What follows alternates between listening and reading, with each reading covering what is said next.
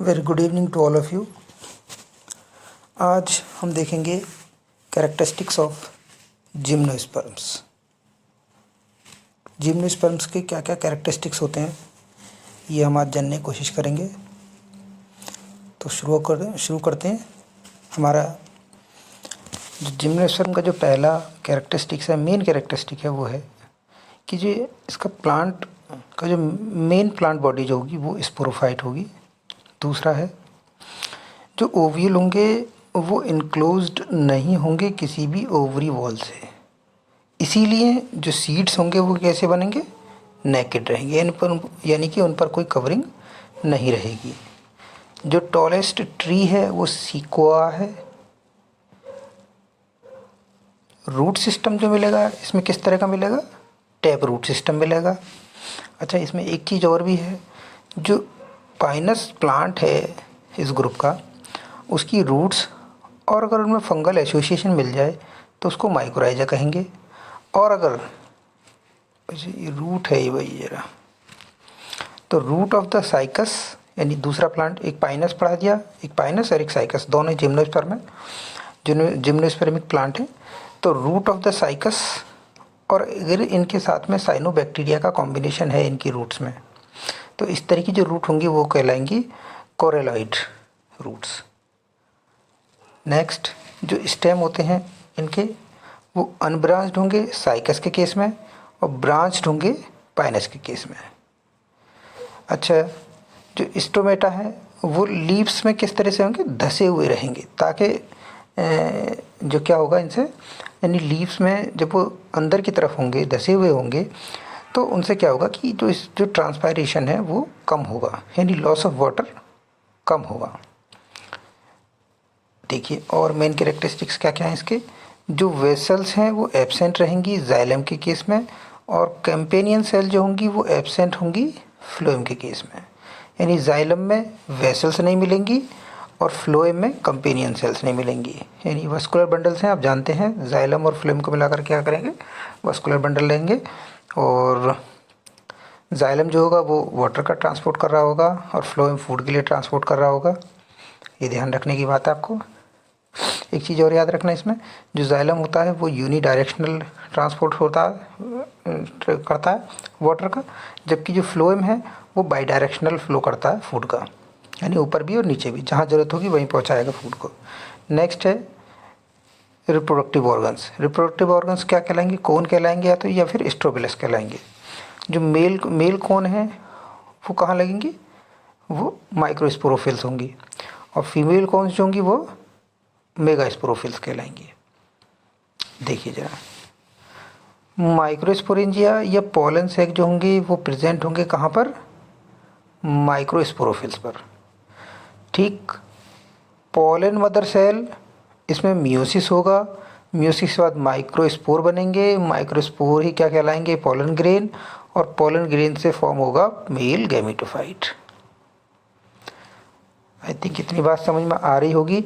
एक चीज़ इसकी main characteristic एक और है इसका, कि पोलन ट्यूब सभी जिम्नोस्पर्म के केसेस में बनती है, ये याद रखना है आपको। ये क्वेश्चन पूछ लिए जाते हैं, इसलिए याद रहे। नेक्स्ट है मेगास्पोरोफिल्स पर ओव्यूल लगेंगे, और ओव्यूल के अंदर न्यूसेलस होगा। अगर आपने अभी तक एंजियोस्पर्मिक ओव्यूल को स्टडी नहीं किया है तो वहाँ पूरा एक ओव्यूल का स्ट्रक्चर दिखाया गया, वहाँ पर ओव्यूल के अंदर न्यूसेलस के स्ट्रक्चर दिखाए गए हैं, वहाँ से आप देख सकते हैं एक बार। यानी ये न्यूसेलस सेल्स का क्लस्टर है ओव्यूल के अंदर ही, ये ध्यान रखना। तो न्यूसेलस की जो सेल्स हैं बहुत सारी हैं, और ये बहुत सारी सेलों में से कोई एक सेल क्या बनाएगी, कोई भी एक सेल मतलब डेवलप कर जाएगी और वो बनेगी मेगास्पोर मदर सेल। और मेगास्पोर मदर सेल में मियोसिस होगा, मियोसिस के बाद 4 मेगास्पोर बनेंगे। 4 मेगास्पोर में से क्या होगा कि एक मेगास्पोर जो होगा वो फंक्शनल होगा, बाकी 3 डीजनरेट कर जाएंगे। अच्छा, और इसमें क्या क्या कैरेक्टरिस्टिक्स हैं जो पूछे जा सकते हैं अच्छे किसी एग्ज़ाम में यहाँ से, तो इसको भी थोड़ा सा देखिएगा, 1 मिनट बस सिर्फ, ठीक है। जो ओव्यूल होगा वो ऑर्थोट्रोपस टाइप का होगा, ये ध्यान रखिए इसको।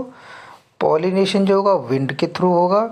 एंडोस्पर्म इसमें हैप्लॉइड होता है, ये इम्पॉर्टेंट है, इसको ध्यान रखिए, बहुत ज़रूरी है ये बात, कि एंडोस्पर्म कैसा होगा, एन टाइप होगा, यानी हैप्लॉइड होगा। जबकि जब एंजियोस्पर्म में पढ़ते हैं, एंजियोस्पर्म में जो एंडोस्पोर बनता है वो एंडोस्पोर ट्रिप्लॉइड होता है। किसमें? एंजियोस्पर्म के केस में।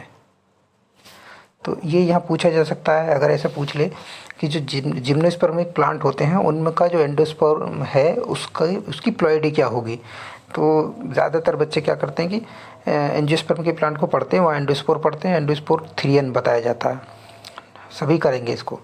लेकिन जब भी जिम्नोस्पर्म का केस आएगा तो वहाँ याद रखिए वो एन टाइप है, हैप्लॉइड है, ये बहुत इंपॉर्टेंट है यहाँ से। और ये याद रखना है कि जो एंडोस्पर्म है वो फर्टिलाइजेशन से पहले ही फॉर्म हो जाएगा। ठीक है, उम्मीद है मेरी बात समझ में आ रही होगी। नेक्स्ट है जाइगोट जो होगा वो एम्ब्रियो फॉर्म करेगा, ओव्यूल जो होगा वो सीड फॉर्म करेगा, और सीड भी कैसे होंगे, कवर नहीं होंगे, नेकेड रहेंगे।